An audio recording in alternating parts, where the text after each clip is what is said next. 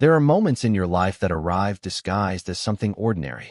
They wear the camouflage of a Tuesday night, the quiet hum of a refrigerator, the muted glow of a television screen playing a movie neither of you is watching. They don't announce themselves with thunder or fanfare. They slip in through the cracks of a comfortable silence, and only in retrospect do you realize that they were not moments at all. They were doors. And once you walk through them, the architecture of your entire world is irrevocably changed. You can never go back to the room you just left, not really, because the act of leaving has already altered its dimensions in your memory. For me, that door looked a lot like my living room couch, and it sounded like the whisper-soft brush of a fingertip against my skin. It had become a ritual, this quiet collapse at the end of the day. A ritual born of his exhaustion and my long-held, deeply buried hope. Leo would come over after a long week of consulting, his shoulders slumped with the weight of spreadsheets and client demands, and he would simply melt into the soft gray fabric of my sofa. I, the quiet observer, the photographer accustomed to living behind a lens, would watch him.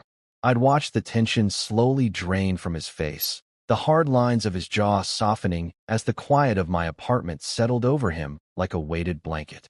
In the beginning, he would keep a careful, friendly distance.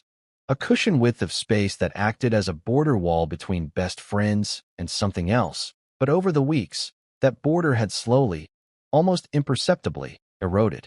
It had been a tectonic shift, a continental drift measured in millimeters. A lean of his head against my shoulder during a movie. An arm slung casually over the back of the couch, his fingers brushing my neck. And now this.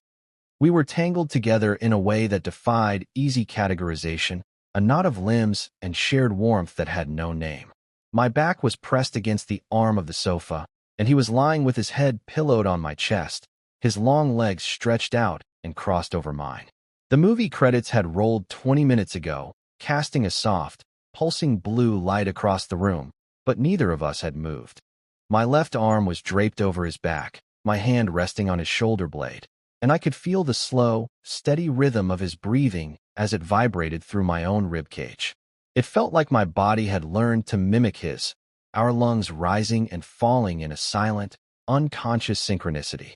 For years, my entire friendship with Leo had been an exercise in restraint, a masterclass in holding my own breath so as not to disturb the fragile peace. But here, in the dim light of my living room, it felt like we were breathing the same air, sharing the same lung. My heart, a frantic bird trapped in my chest, was the only thing that refused to calm down. I prayed he couldn't feel its wild, terrified thrumming against his ear. His right hand, which had been resting limply on my stomach, began to move. It wasn't a sudden or startling motion. It was a slow, contemplative exploration, the kind of touch you might use to trace the grain of old wood or the veins in a leaf.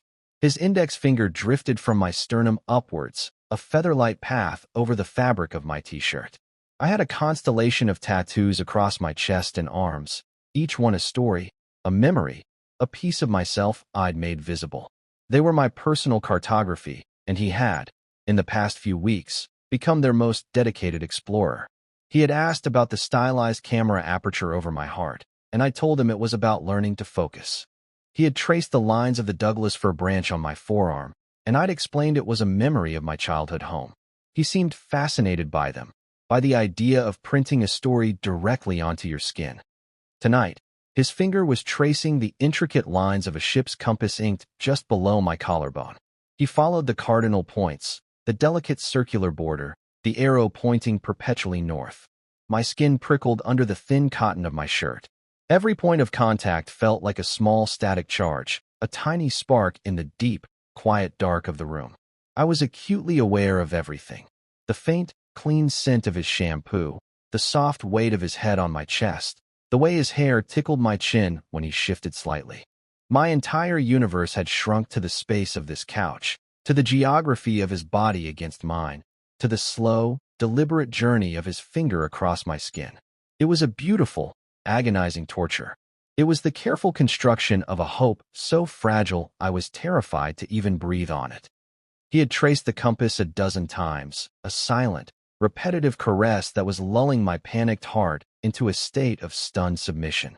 The silence in the room deepened, becoming something more than just the absence of noise.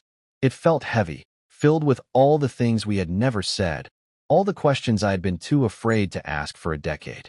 The air was thick with unspoken history, with the ghosts of 1,000 other nights that had ended with a friendly pat on the back and a door closing between us. This felt different. This felt like a threshold. His fingers stilled, resting directly in the center of the compass rose. His head shifted, and I felt his breath, warm and soft, against my neck. I closed my eyes, bracing myself for the end of the moment. I expected him to pull away, to yawn and say it was late, to retreat back to the safety of the guest room and the comfortable, platonic distance that had always defined us. I expected the door to swing shut. Instead, he whispered, his voice a low, rough thing that was barely audible, a sound that seemed to vibrate directly into my bones. "Can I kiss this one?" The question hung in the air between us, small and yet immense. It was a tiny key turning a lock I had long since assumed was rusted shut. My breath caught in my throat, a sharp, painful hitch. The bird in my chest beat its wings against my ribs, a frantic, desperate prisoner. This was it. The door. It stood ajar, a sliver of impossible light spilling into the dark, familiar room of our friendship. All I had to do was push it open, or let it swing closed forever. To understand the sheer, seismic weight of that question, you have to understand the foundation it threatened to shatter. You have to go back 10 years, to a sterile, cinder-block dorm room that smelled of fresh paint and institutional floor wax. I was 19, a quiet, introspective kid who saw the world through the frame of a viewfinder. I was there to study photography, to learn how to capture moments, how to freeze light and shadow into something permanent. I was meticulous, organized, and deeply uncomfortable with the loud, chaotic mess of other people. My side of the room was a testament to this. Books stacked with spines aligned, camera lenses cleaned and capped, bed made with hospital corners. I had built a small, quiet fortress for myself. And then Leo had arrived. He didn't walk into the room. He exploded into it. He was a whirlwind of duffel bags, a battered guitar case, a hockey stick, and a laugh so loud it seemed to physically shake the dust from the ceiling tiles. He was all bright, kinetic energy, a supernova of easy confidence and careless charm. He dropped his bags in a heap, surveyed my neat, sterile kingdom with a wide, assessing grin, and stuck out his hand. "Leo," he'd said, his grip firm and warm. "Looks like we're sharing this palace. Hope you don't mind a little noise." I remembered just nodding, my own name a forgotten word on my tongue, completely overwhelmed by the sheer force of his presence. He was studying software engineering, something that seemed as abstract and foreign to me as my own quiet world of darkrooms and developing chemicals must have seemed to him. He was the sun, and I was a creature of shadow, and I couldn't comprehend how we were supposed to coexist in a space the size of a large closet. But we did. In the beginning, it was a study in contrasts. His side of the room was a glorious, ever-evolving disaster zone of clothes, textbooks, and half-finished snack bags. Mine remained an island of serene order. He would have friends over, their laughter and arguments filling the room until the early hours, while I would retreat into my headphones, editing photos and pretending to be in another world. He was an athlete on the university's ice hockey team, and he carried the casual physicality of someone completely at home in their own body. I was clumsy, always hyper-aware of my own limbs, always trying to take up less space. We were a paradox, an impossible pairing. And yet, beneath the surface chaos, Leo was one of the most perceptive people I had ever met. He noticed things. He noticed when I was struggling with a particular project, the way I'd rub the back of my neck and stare at a contact sheet for hours. He'd come back from practice, sweaty and exhausted, and silently place a cup of coffee on my desk. He noticed when I was feeling particularly withdrawn and wouldn't push me to talk, but would instead put on a movie we both liked, turning the volume down low, creating a comfortable, shared silence that was a balm to my frayed nerves. And I, in turn, began to see past his loud, extroverted shell. I saw the pressure he was under to maintain his scholarship, the way he'd chew on his pen while wrestling with complex code late at night. I saw the flicker of loneliness in his eyes after he got off the phone with his family, who lived 1,000 miles away. We found a strange, unspoken equilibrium. He was my anchor to the loud, bright world, and I, I think, was his quiet harbor. The crush I developed was an inevitability, a simple law of physics. It grew quietly, in the spaces between things. It was in the way my stomach would flip when he'd come out of the bathroom, hair wet and towel slung low on his hips, completely oblivious to my reaction. It was in the warmth that would spread through my chest when he'd fall asleep on his textbook, his face peaceful and unguarded. I fell for him not in a sudden, dramatic plunge, but in a slow, gentle slide, like sinking into warm water. And I was terrified. He was my best friend, the first true friend I felt I'd ever had. The thought of jeopardizing that, of making things awkward or losing him entirely, was unbearable. So I built a vault. Deep inside myself, I constructed a thick-walled, lead-lined room. I placed my feelings for him inside, turned the heavy, groaning lock, and threw away the key. I became an expert in emotional compartmentalization. I learned to be the supportive friend. I listened to him talk about the girls he was dating, offering advice with a carefully neutral expression, my own heart a dull, heavy ache in my chest. There was Jessica, then Chloe, then a string of others. Each one was a fresh lesson in self-effacement, another layer of steel reinforcing the walls of my vault. He would bring them around, and I would be polite, friendly, the perfect best friend. I would watch him laugh with them, hold their hands, and feel a familiar, quiet pang of longing that I had learned to instantly dismiss, like swatting away a fly. It became a reflex. The friendship was the most important thing. It was the only thing I could allow myself to have. The most acute test of my resolve came during our junior year. A photo I had taken, a stark, black and white portrait of a homeless man I had spent weeks getting to know, was vandalized in the student gallery. Someone had scrawled a cruel, ignorant slur across the glass. I was devastated. It wasn't just the damage to the print. It was the violation, the hatred aimed at a subject I had tried to portray with dignity and humanity. I didn't tell anyone. I just took the ruined piece down and retreated into myself, the world feeling like a hostile, ugly place. Leo came back from class and found me sitting on my bed, just staring at the wall. He didn't have to ask what was wrong. He must have seen it on my face, or maybe he'd heard about it. He just sat down next to me, not touching, just sharing the space, and for a long time, he said nothing. Then, quietly, he said, "I'm sorry, Julian." His voice was low, stripped of its usual boisterous energy. Some people are just small. He stayed there with me for over an hour, the silence a shared blanket of comfort. Later that night, I overheard him on the phone with one of his teammates, his voice a low, angry growl I had never heard before. "If I find out who did it," he was saying, "I swear to God," he never finished the sentence, but I didn't need him to. In that moment, his quiet, protective anger on my behalf meant more to me than any grand gesture ever could. It was a fierce, unwavering loyalty that I hadn't known I was missing. That night, lying in my bed listening to him breathe in his sleep across the room, the feeling in my chest was so immense, so overwhelming, that it felt like it might physically crack me open. I held it in, of course. I shoved it back into the vault and hammered the lock tight. The friendship was everything. I would not risk it. After graduation, our lives diverged, but our bond did not. I stayed in the city, slowly building a career as a freelance photographer, finding beauty in quiet corners and overlooked details. He took a high-pressure job as a software consultant for a major tech firm. His work sent him flying across the country, living out of suitcases and sterile hotel rooms. My apartment, the one I'd carefully curated into a haven of calm and quiet, became his base of operations, his sanctuary. He kept a spare key on his keychain. He'd let himself in after a red-eye flight, drop his bags, and crash on my couch, the familiar space a clear antidote to the anonymous non-places he was forced to inhabit for his job. Our friendship settled into a new rhythm, one defined by his comings and goings. I was his constant, the North Star he could always navigate back to. And I was content with that role, or so I had told myself. Then came Sarah. She was different from the others. She was a lawyer, sharp and ambitious and funny, and Leo fell for her hard. They dated for 2 years. They talked about moving in together, about the future. And for 2 years, I perfected my role as the supportive best friend.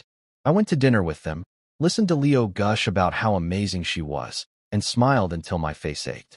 I told myself I was happy for him, and in a way I was. To see him so settled, so content, was a gift.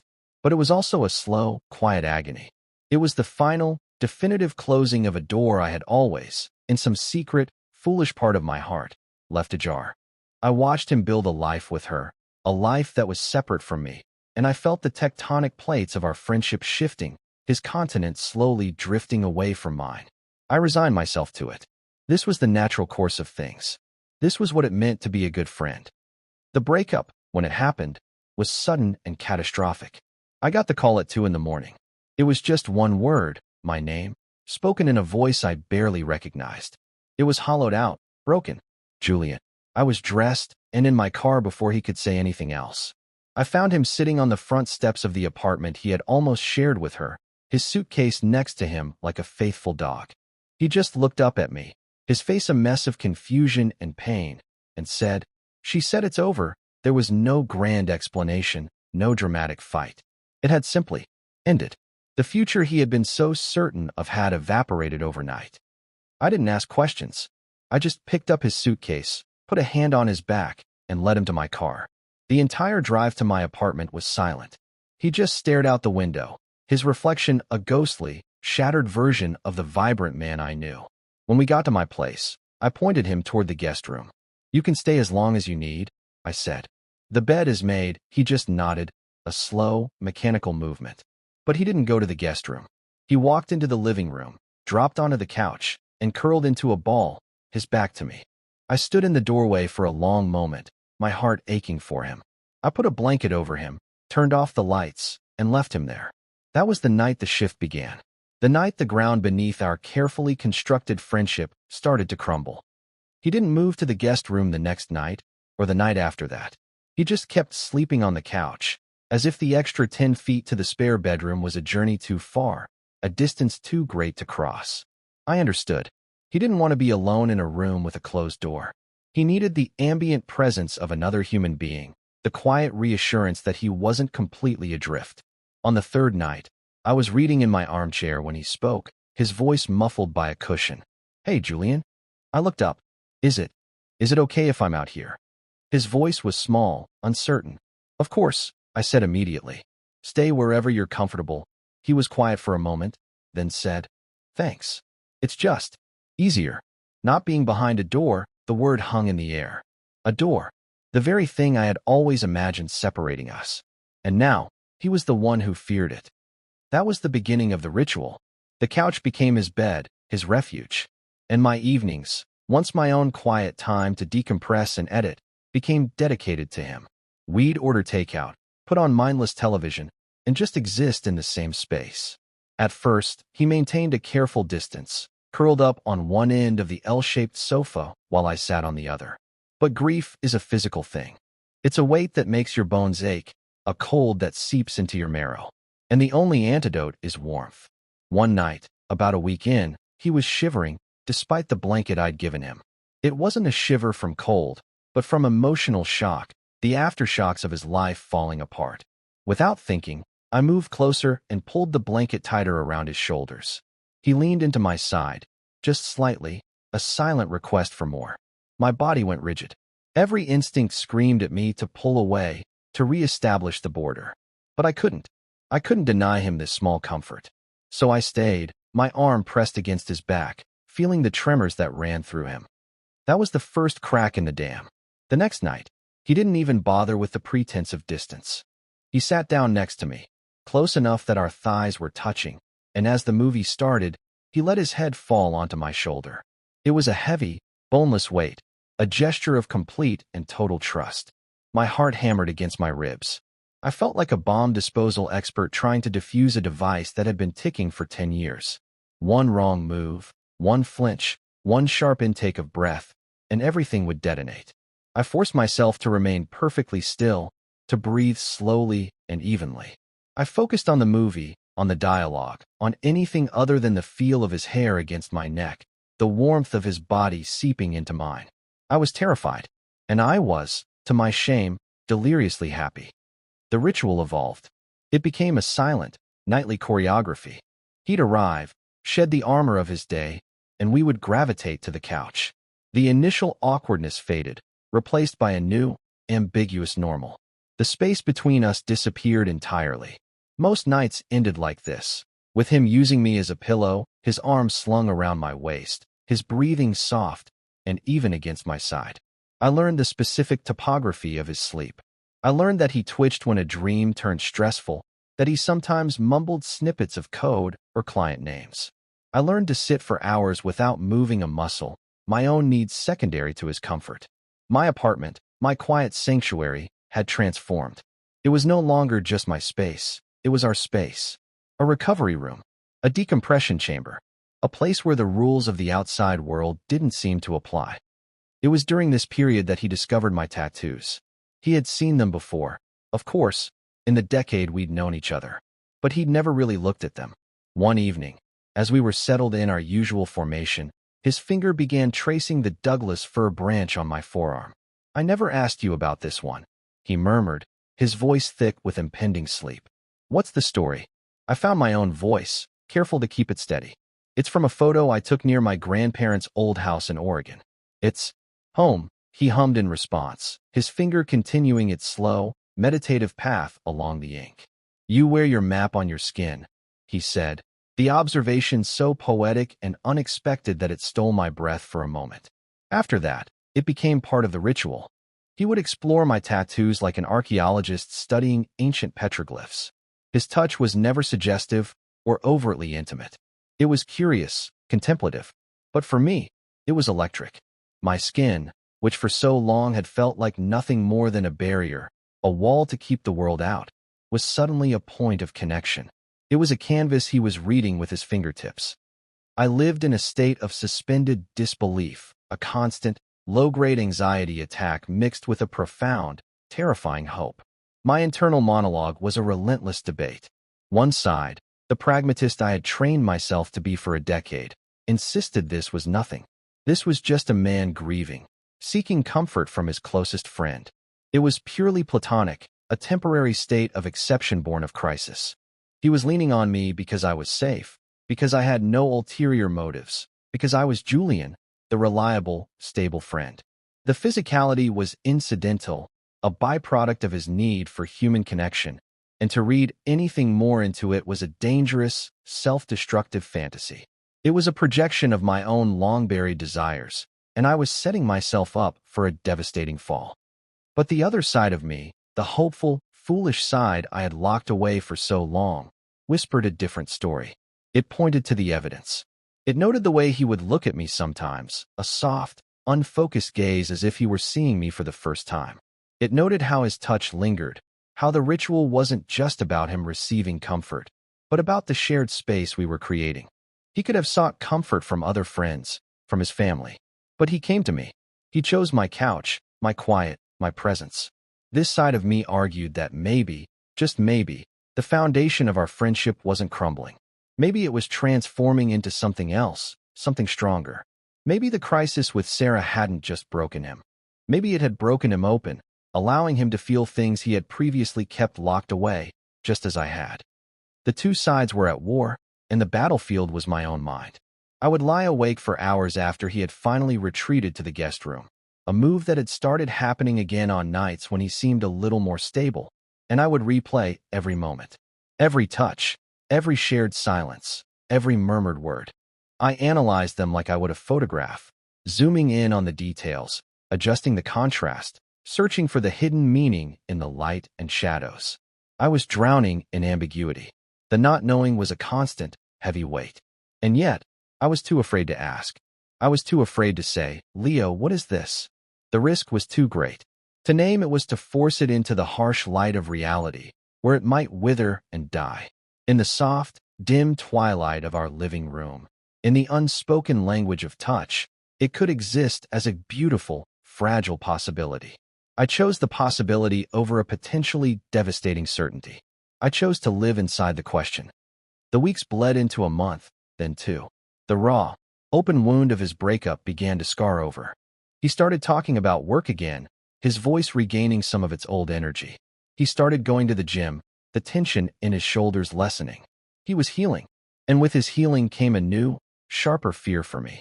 I had become his crutch, his safe harbor in the storm. But what happens to the harbor when the storm passes? Does the ship sail away, back to the open sea, with a grateful wave goodbye? The thought filled me with a cold, hollow dread. The ritual had become as necessary for me as it was for him. The nightly closeness, the weight of his head on my chest, had become my own anchor. I had grown accustomed to this new geography, and the thought of the border wall being rebuilt between us, cushion by cushion, was unbearable. I saw the end coming, and I was powerless to stop it. Which brings us back to the couch, back to the door. It was a Tuesday night, ordinary in every way. He had just gotten back from a 2-day business trip to Chicago, his first since the breakup. He'd seemed tired, but more like his old self. He'd even brought me a gift, a beautiful hardcover book of photography by a Chicago street artist he knew I admired. The gesture was so thoughtful, so Leo, that it made my heart ache. We ordered pizza, and he told me about his meetings, about the annoying client, and the surprisingly good hotel gym. It all felt so normal, so much like the old days, that a part of me began to panic. This was it. The return to normalcy. The end of the ritual. But when we migrated to the couch for a movie, he settled into our now familiar configuration without a moment's hesitation. He didn't create distance. He sought proximity. He curled up against me as if it were the most natural thing in the world, his head finding its usual place on my chest. Relief washed over me in a dizzying wave, so potent it almost made me lightheaded. It wasn't over. Not yet. We watched the film in comfortable silence, the easy quiet of two people who have known each other for a lifetime. But underneath, my internal debate raged on. Was this just habit now? A comfortable pattern he was reluctant to break? Or was it something more? The movie ended. The blue light of the credits washed over us. The silence deepened. My anxiety spiked again. This was the moment of decision. The point where one of us would typically declare it was late and retreat to our separate spaces. I braced myself for it, my muscles tensing. But he didn't move. He just lay there, breathing softly, his hand resting on my stomach.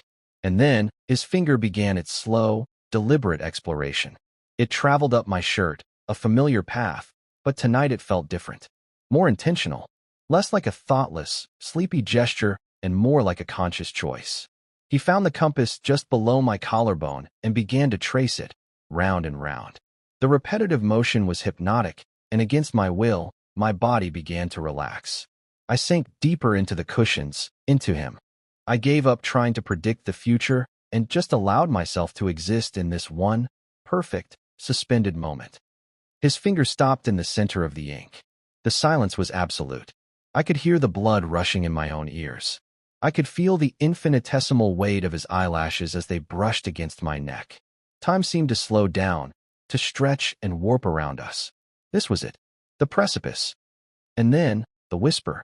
The 3 small words that felt like they could rewrite a decade of history. Can I kiss this one? My mind went completely, blessedly silent. The warring factions, the debaters, the analysts, they all vanished. There was no thought, no fear, no calculation. There was only the question, hanging in the space between us, shimmering with a terrifying, beautiful light. It wasn't a question about a tattoo. We both knew that. It was a question about everything. It was a request for permission to cross a line we had both spent years pretending wasn't there.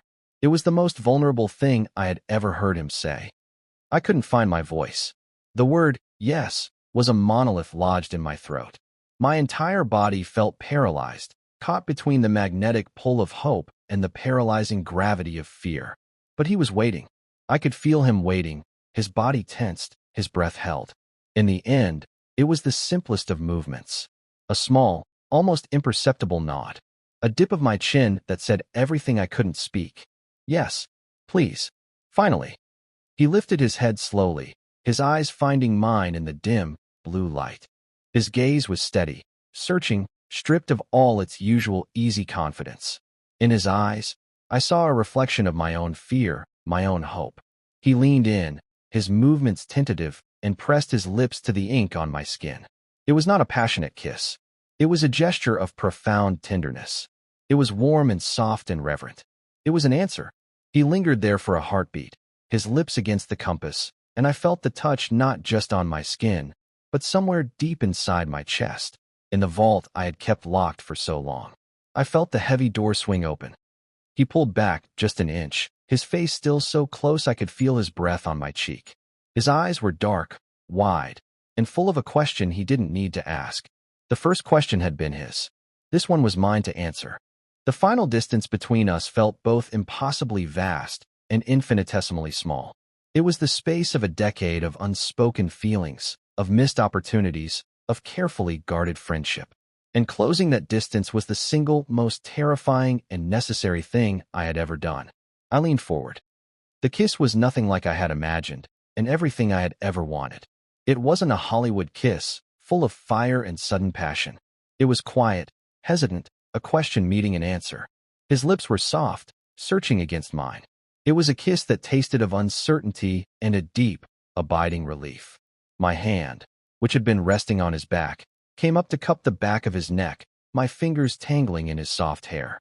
He made a small sound in the back of his throat, a sigh of surrender, and leaned into me, his mouth opening slightly against mine. It was a moment of pure, unadulterated connection, a silent conversation that we had been waiting our whole lives to have. We were no longer the observer and the observed, the harbor and the ship. We were just two people, on a couch, in the dark, finally speaking the same language. The morning after was a brutal, cold dawn. I woke up on the couch alone, a tangle of blankets my only companion. The living room was filled with the pale, unforgiving light of a new day, a light that seemed to mock the soft, intimate darkness of the night before. A chill had settled in the apartment, and it had nothing to do with the temperature. Leo was gone. Not just from the couch, but from the apartment. His overnight bag was missing from the guest room, his shoes gone from the mat by the door. The only evidence he had been there at all was a single coffee mug, washed and drying on the rack by the sink. A neat, polite, devastating retreat. I stood in the center of my living room, the silence a roaring in my ears. The space that had felt so full, so warm, so full of breathtaking possibility just hours before, now felt cavernous and empty. A hollow ache spread through my chest, a physical pain so sharp it made me want to double over. It was a mistake. The pragmatic voice in my head, the one I had silenced so effectively last night, was back with a vengeance, screaming at me. It was a mistake. He was grieving. He was confused. You pushed him. You misread everything. You ruined it. I sank onto the couch, the cushions still holding the faint warmth of his body, and buried my face in my hands. The ghost of his lips was still on mine, the memory of his question a cruel echo. I had let myself hope. I had opened the door, and the room on the other side was just an empty, cold void.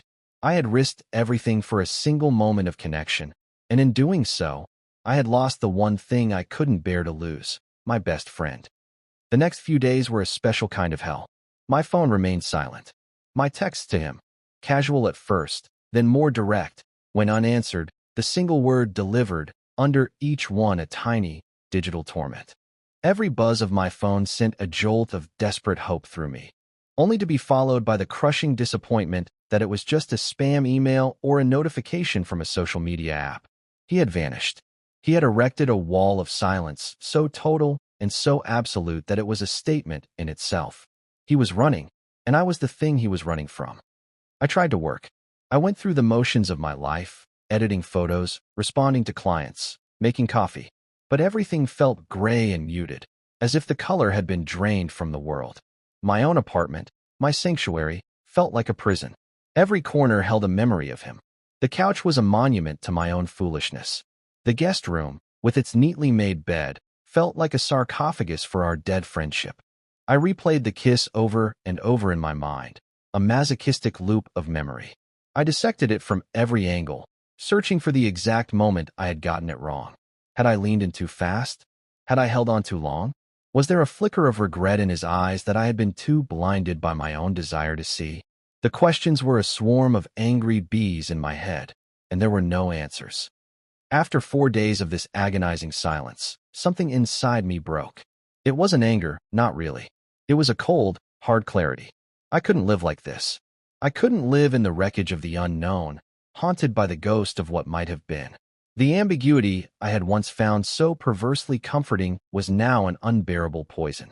I needed an answer, even if it was the one I dreaded most. I needed him to look me in the eye and tell me it was a mistake. I needed him to officially close the door so I could stop staring at it, waiting for it to open again. The pain of a clean break would be better than the slow, corrosive acid of this silence. I drove to his apartment.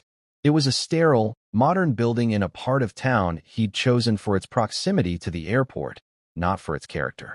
It had always felt more like a hotel than a home. As I stood in the hallway outside his door, my heart hammered against my ribs.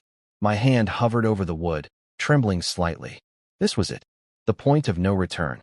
I could still turn around, go back to my apartment, and let our friendship die a slow, silent death. But I couldn't. I had to know. I took a deep breath and knocked. The wait felt like an eternity. I could hear faint movement inside, then the click of the peephole. Another long pause. I thought for a horrible second that he wouldn't open it, that he would just leave me standing in the hallway. Then, the lock turned, and the door opened a few inches. He stood there, framed in the narrow opening, looking like a ghost. He was wearing sweatpants and an old, faded university sweatshirt. His hair was a mess, and there were dark circles under his eyes. He looked as wrecked as I felt. He wouldn't meet my gaze. His eyes were fixed on a point somewhere over my shoulder. "Leo," I said, my voice steadier than I expected. "We need to talk." He didn't answer. He just stood there, his hand gripping the edge of the door, his knuckles white. "Please," I added, my voice cracking on the single word. "Don't do this. Don't just disappear. If it was a mistake, just tell me. I can take it. I can't take the silence." That seemed to break through his paralysis. He finally looked at me, and his eyes were filled with a chaotic mix of fear, guilt, and a profound, bottomless confusion. He looked utterly lost. He opened the door wider, a silent invitation, and stepped back. I walked into his apartment. The air was stale, the blinds were drawn, and there were takeout containers stacked on the kitchen counter. It looked like a place where someone had been hiding, not living. I turned to face him. He was still standing by the door, as if ready to bolt at any moment. The silence stretched between us, thick and heavy. I was the one who had to break it. "What happened, Leo?" I asked, my voice soft. "Why did you run?" He finally spoke, his voice a rough, broken whisper.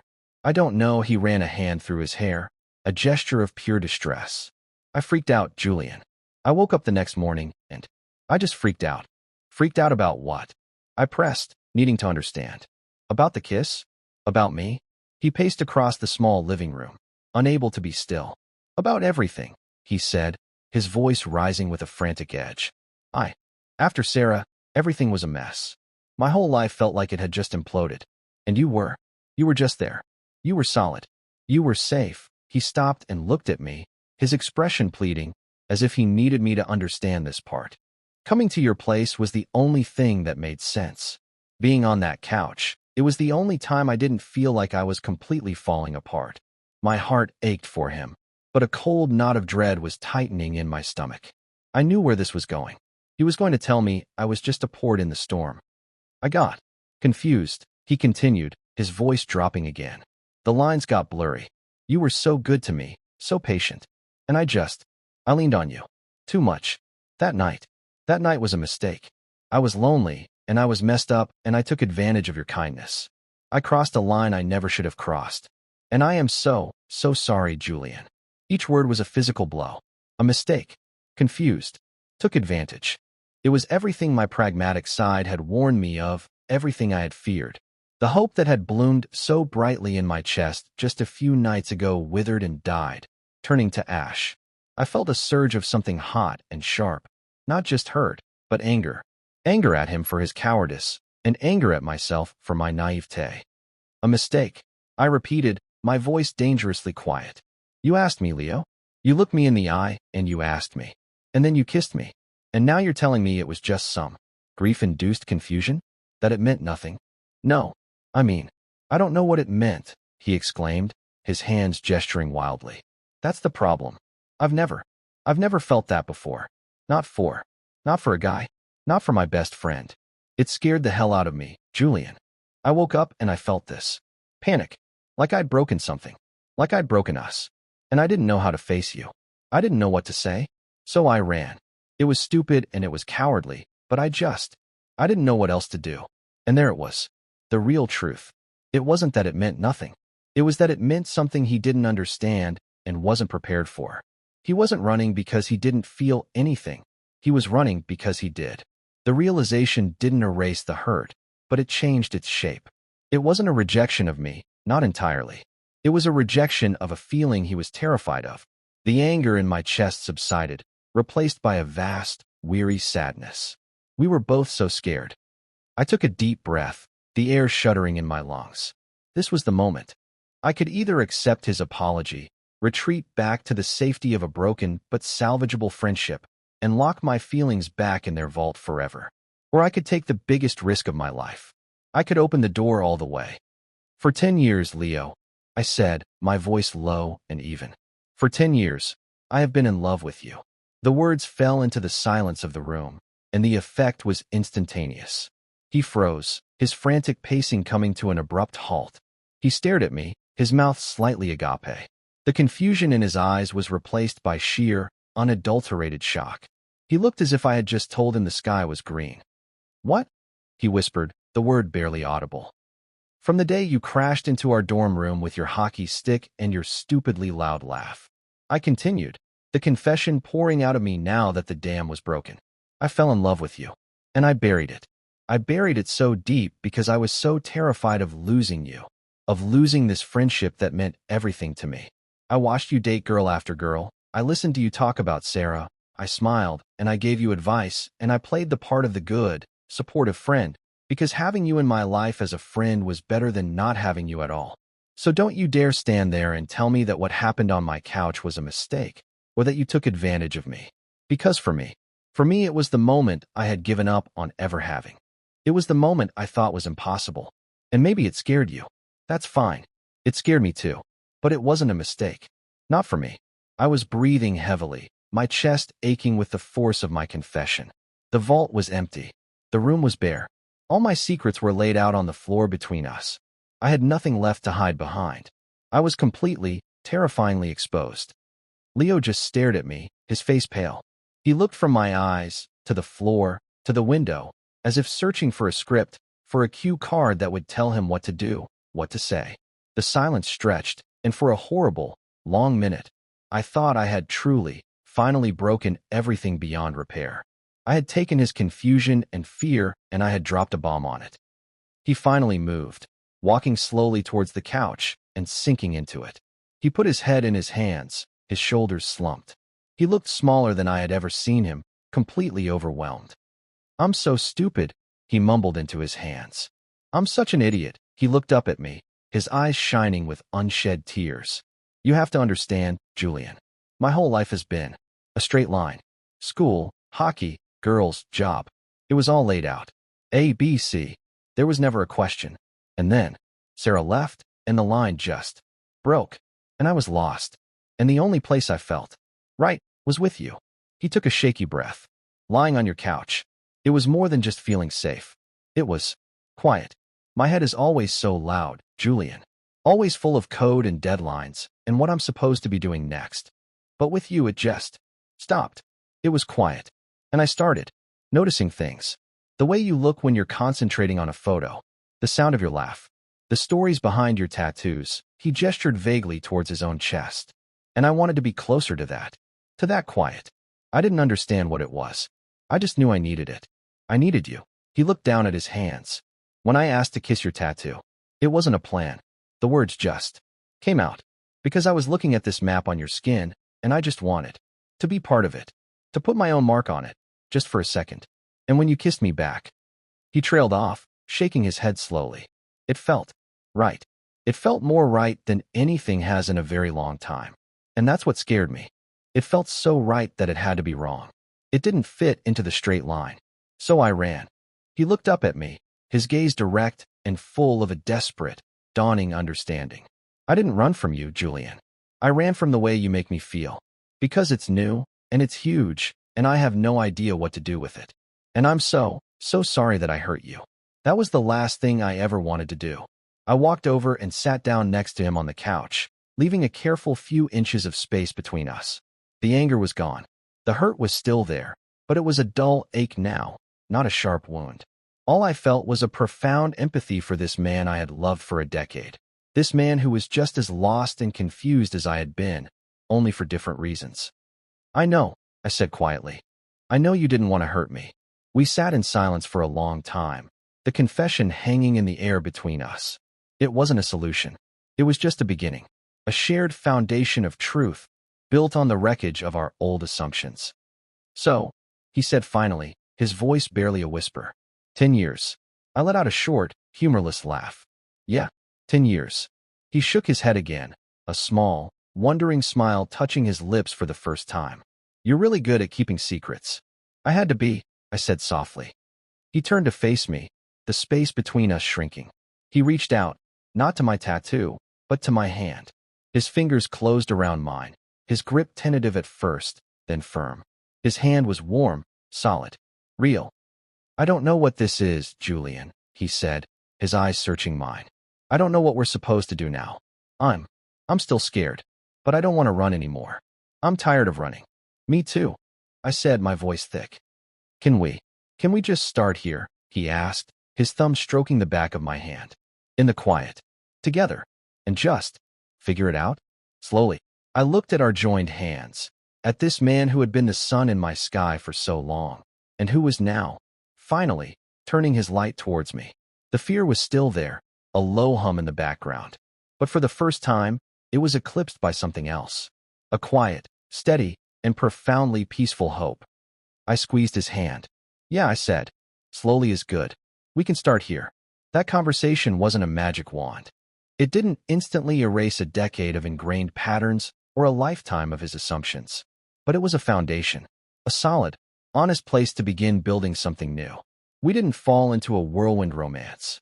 Instead, we entered a period of quiet, intentional rediscovery. We were learning a new language together, translating the unspoken dialect of friendship into the articulated grammar of something more. The first few days were marked by a gentle, careful choreography, a hesitant handhold while watching a movie, a lingering look over coffee in the morning.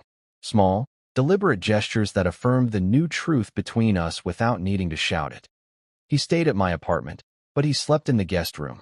The couch ritual was over, not because the intimacy had ended, but because it no longer needed a disguise. The pretext was gone. One evening, I found him standing in the doorway of the guest room, just looking at the closed door with a strange expression on his face. It's funny, he said, turning to me. For weeks, I was terrified of being behind a door. And now, he didn't finish the sentence. He just walked over to me, took my hand, and led me to the living room. We sat on the couch, side by side, his hand holding mine on the cushion between us. It was a simple, profound statement. We didn't need to be tangled together out of a desperate need for comfort anymore. We could just be together, intentionally, in the open. The tattoos, once a secret map for his wandering fingers, became a topic of open conversation.